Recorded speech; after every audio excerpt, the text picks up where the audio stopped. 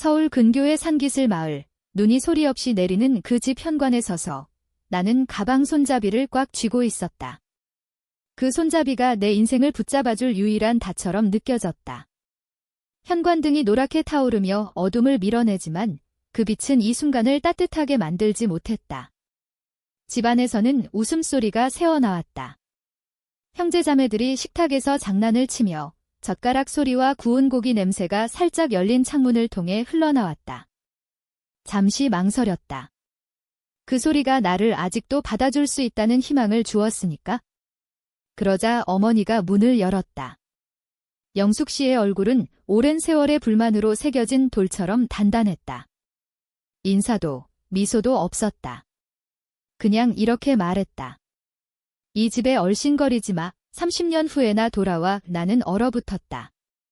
처음엔 잘못 들은 줄 알았다. 30년 경고도 다툼도 아니었다. 선고였다. 아버지는 뒤에 서서 내 눈을 피하고 바닥만 내려다보고 있었다. 나는 웃어보려 애썼다. 잔인한 농담이라고 치부하려 했지만 이 순간은 유머를 허락하지 않았다. 수치심이 타오르며 하고 싶은 말들이 모두 침묵 속에 삼켜졌다. 그 순간 가족에 대한 모든 믿음이 무너졌다. 집은 영원한 것이라고, 갈등 속에서도 돌아갈 수 있는 곳이라고 믿었는데 그날 밤 영원함이 한마디로 철회될 수 있음을 배웠다. 문이 살짝 열린 틈으로 식탁이 보였다. 남동생이 잔을 들고 언니 민지가 크게 웃었다. 그들에게 삶은 계속 흘렀다. 나는 가방을 들고 밖에 서서 굴욕과 추위에 떨었다. 엄마, 잠시만. 내 목소리가 차가운 공기 속에서 갈라졌다. 그냥 어머니가 손을 들어 올렸다. 날카롭고 무시하는 제스처였다. 여기는 내 자리가 아니야. 그러고는 문을 당겼다. 아버지를 힐끔 보며 말하라는 듯 그는 아무 말도 안 했다. 다음은 소리였다. 문걸쇠가 딸깍. 그 거부의 메아리가 나무 문짝보다 더 세게 나를 때렸다. 그 소리는 시간이 지나도 희미해지지 않았다. 나는 1시간처럼 느껴지는 시간 동안 서 있었다. 추위가 코트 속으로 스며들었지만 움직이지 않았다. 안에서는 웃음소리, 잔 부딪히는 소리, 내가 없던 것처럼 이어지는 일상. 구운 고기 냄새가 나를 조롱했다. 가슴이 무너지는 듯했지만 입은 다물었다. 소리치고 싶었고 문을 두드리고 싶었고 나를 봐달라고 강요하고 싶었다. 대신 침묵을 택했다. 인정받기 위해 애걸하는 것보다 침묵이 안전해 보였으니까. 다음 날 판단력이 흐려진 채로 다시 갔다. 어쩌면 진정됐을 거라, 어젯밤은 순간의 잔인함이었을 거라 자신을 속였다.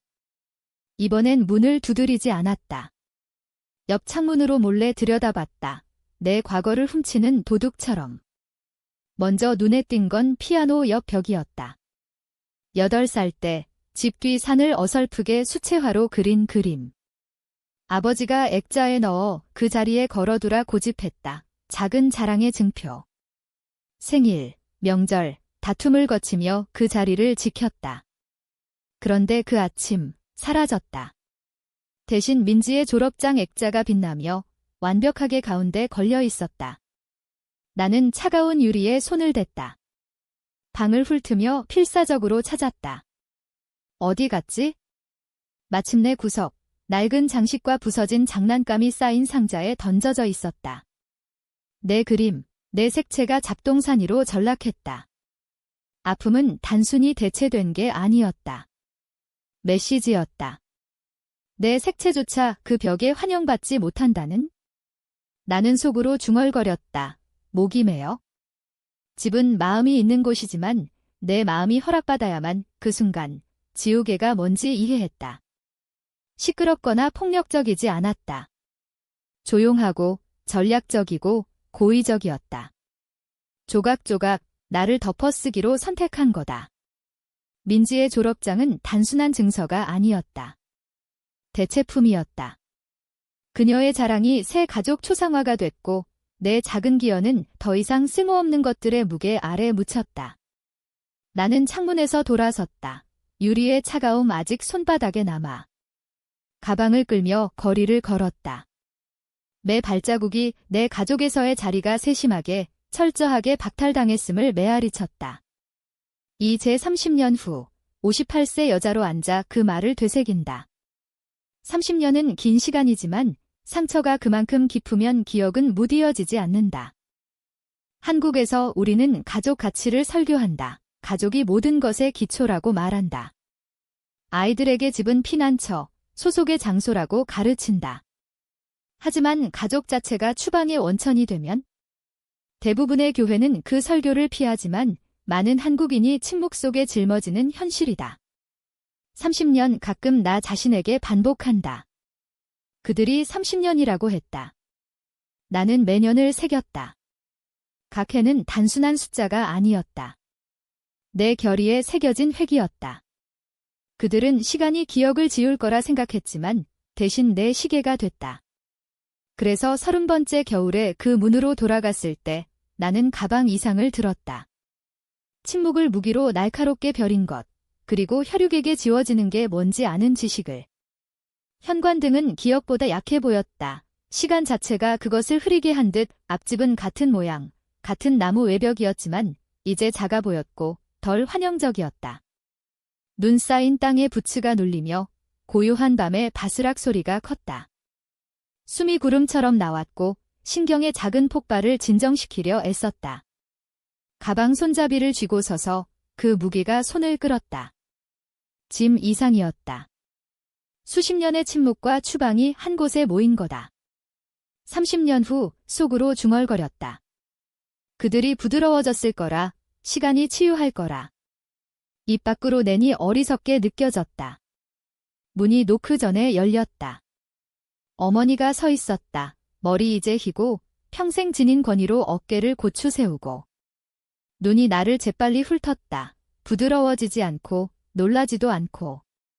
그냥 차가운 계산, 내가 얼마나 버틸지 재는 듯 더 늙었을 줄 알았네. 마침내 말했다. 늙었어요. 나는 대답했다. 코트 주머니에서 아버지가 어렸을 때 준 열쇠를 꺼냈다. 재물처럼 내밀었다. 여전히 내 것이라 여긴 곳으로의 티켓처럼. 이걸 평생 간직했어요. 그녀가 소속의 제스처로 봐주길 바랐다. 내려다보고 비웃었다. 버려. 그 열쇠는 여기서 아무것도 열지 않아. 그 말은 바람보다 날카로웠다. 손가락이 풀어지며 열쇠가 떨어졌다. 현관의 금속 소리를 내며 눈 속으로 사라졌다. 나는 얼어붙었다. 여러 의미로.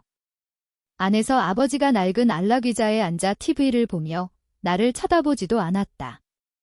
항의도, 인사도, 열쇠 인정도 없었다. 마치 내가 문 앞에 물건 떨어뜨리는 배달원처럼. 부드럽게 웃어 아픔을 숨겼다. 아빠가 준 거예요. 아직 유효할 줄 알았어요. 어머니 입술이 가는 선이 됐다. 내가 생각한 만큼 유효하지 않았어. 등을 돌리고 문간을 떠났다. 추위가 나를 안으로 밀어서야 들어갔다. 집은 소나무 세정제와 구운 쇠고기 냄새가 희미했다. 바닥은 같은 곳에서 삐걱거렸다. 그런데 나는 박물관의 불청객처럼 느껴졌다. 내 사진이 전시에서 지워진. 그날 저녁, 이웃들이 캐서롤과 인사를 들고 왔다. 부모님 방문 루틴. 나는 복도 근처에 조용히 앉아 누군가 알아줄까 기다렸다. 소개가 시작됐다. 어머니가 일찍 온 민지를 보며 미소 지었다. 새 코트 입은? 이건 민지, 우리 딸. 항상 자랑스러운 애야. 나는 몸을 고추 세웠다. 내 이름 기다리며. 아버지가 덧붙였다. 그래, 민지가 잘 됐지? 모두 알아. 이웃이 나를 힐끔. 이분은 어머니 미소가 흔들렸다. 재빨리 답했다. 그냥 방문객이야. 이름도 관계도 없이 그냥 방문. 이웃이 어색하게 고개 끄덕이며 미소 주고 민지로 돌아갔다. 대화가 이어졌다. 내가 보이지 않는 듯 나는 가슴에 타는 걸 삼키며 앉았다. 내 이름이 그들 혀에 무거우면 나는 정말 사라진 거다. 이웃 떠난 후 조용히 대면했다. 왜 제대로 소개 안 했어요? 어머니가 손을 휘저었다. 무시하며. 이게 쉬워. 누구에게요? 나는 밀어붙였다. 모두에게 퉁명스럽게 그게 끝이라는 듯 그 후 침묵은 외침보다 무거웠다. 민지가 미소 지으며 차를 홀짝였다. 나를 작아지게 보는 게 기쁜 듯 나중에 내 방이었던 곳에서 이제는 맨손님용 가구로 채워진 벽지를 보며 앉았다. 한국에서 소개는 중요하다. 이름은 소속을 정의한다. 이 나라에서 속으로 중얼거렸다. 이름이 불리지 않으면 존재하지 않는 거다. 받은 차가운 환영은 30년 전 문 닫힌 것보다 나빴다. 그때는 적어도 내 이름을 부르고 쫓아냈다. 이제 소리 없이 지워졌다. 그들은 나를 잠그지 않았다. 쓰지 않았다. 다음 아침, 아직 생생한 방문객 소개로 상처받아 거실을 천천히 거닐다. 집 세부에 집중해 내가 속했음을 상기하려 했다. 바닥은 같은 곳에서 삐걱, 낡은 소나무 세정제 냄새가 맴돌았지만 벽은 다른 이야기를 했다. 하나하나 훑었다. 민지의 졸업장이 완벽한 조명 아래 멘틀 위에 빛났다. 왕관처럼. 남동생 승우의 축구 트로피가 유리 케이스에 가득. 졸업, 결혼, 손주 사진이 세심하게 큐레이션된 갤러리. 내 흔적이 보일까 기다렸다. 없었다. 다른 벽으로 옮겼을까 생각했다. 조심스레 찾았다. 매 발자국 메아리.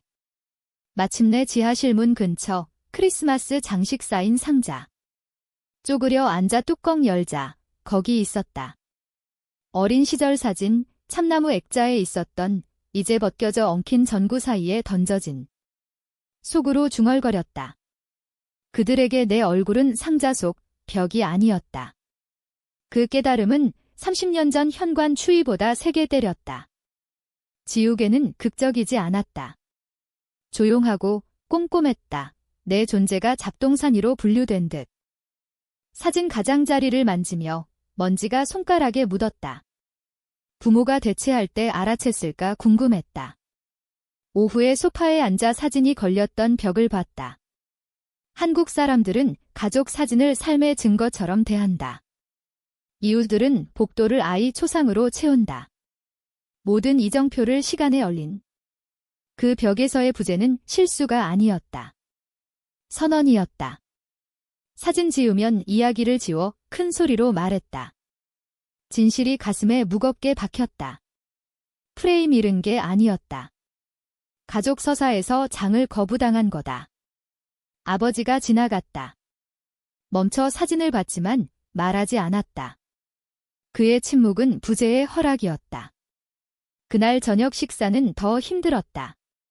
테이블 가득 목소리 겹쳤다. 어머니가 잔들었다.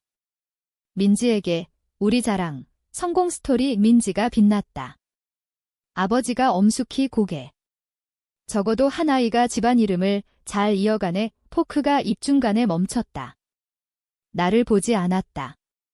인정하지 않았다. 내 아이들, 성장한, 열심인, 대화에 없었다. 그들 없이 삼세운 내 해가 아무것도 아니었다. 민지가 칭찬에 젖는 동안 침묵했다. 루즈벨트 말이 떠올랐다. 비교는 기쁨의 도둑이다. 오늘 밤, 그 도둑은 부모 말로 테이블에 앉았다.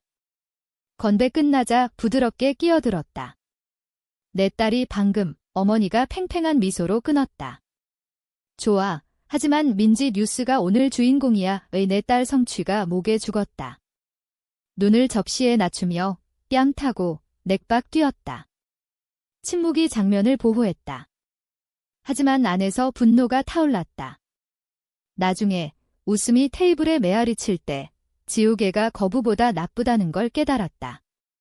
거부는 시끄럽다. 아니오를 듣고 싸울 수 있다. 지우개는 침묵. 기억의 느린 죽음. 그들 잔인함은 수동적이지 않았다. 고의적, 해동한 별인. 우연히 있지 않았다. 나 없이 가족 이야기를 다시 썼다. 예비실에서 누워 천장 보며 주먹 쥐었다. 고통이 더 안정된 것으로 꼬였다. 침묵이 나를 묻을 거라 생각했다면 오산이다. 그날 밤 어둠에 속삭였다. 내 이름 없는 웃음 메아리 속에서. 내 에코를 계획하기 시작했다. 그날 저녁, 집은 저녁 식사로 차려져 가슴을 조였다. 식탁이 빛나 무거운 접시와 은식기, 위 샹들리에 빛을 받아. 안락한 순간이어야 했지만 불안이 스멀스멀 피어났다. 앉아 어머니가 퉁명스럽게 눈이 이미 원하는 곳으로 둘러봤다. 테이블 머리에 아버지, 등 똑바로 왕좌 지키듯. 오른쪽 민지 자리에 접힌 리넨 냅킨과 크리스탈 잔 5승5자리도 세심했지만 내 의자는 대칭원 안에 아니었다. 벽에 어색하게 밀려 부엌문과 쓰레기통 사이에 끼인. 그 광경에 멈췄다. 누군가 우스꽝스러움을 알까 바래. 한국에서 테이블 자리는 가족에서의 위치를 말한다. 거기 앉아 어머니가 문 쪽 의자 가리키며 명령. 내게 쉽고 그들에게도 생각했다. 나를 잊기 쉽고 부엌에서 나오는 접시 소리마다 밀치기 쉽다. 그 자리는 굴욕적이었다. 부엌 문이 열릴 때마다 어깨 스쳤다.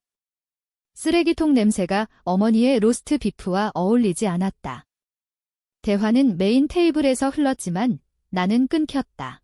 하인처럼 찌꺼기 기다리는 위치. 표정을 안정시키려 애썼지만 민지가 조용한 만족으로 나를 보는 게 느껴졌다. 그녀가 살짝 몸 기울여 속삭였다. 익숙해질 거야. 대답 안 했다. 식사가 건배로 시작됐다. 어머니가 잔들자 방이 익숙한 고요에 민지에게 우리 자랑, 성공 스토리 아버지가 고개. 물론 그녀 주상 증서 아직 서재의 액자에 민지가 겸손히 웃지만 눈이 반짝. 그게 오래전이네요. 입 열어 내 딸 최근 성취 언급하려 했다. 하지만 칭찬 물결에 묻혔다. 병원 프로젝트 이끌 때 기억해. 어머니 계속. 네, 내 경력 최고 순간이었어요. 민지가 미소. 다시 시도. 사실 네. 빵 건네 승호가 끊고 대화가 멈춤 없이 옮겨갔다. 입 다물었다. 하루 종일 자랑스럽게 품은 말이 목에 죽었다. 나는. 그리고 그 거래에서 나는 내 삶을 얻었다. 그들은 집을 잃었지만 나는 자유를 얻었다. 그 무역에서 나는 이겼다.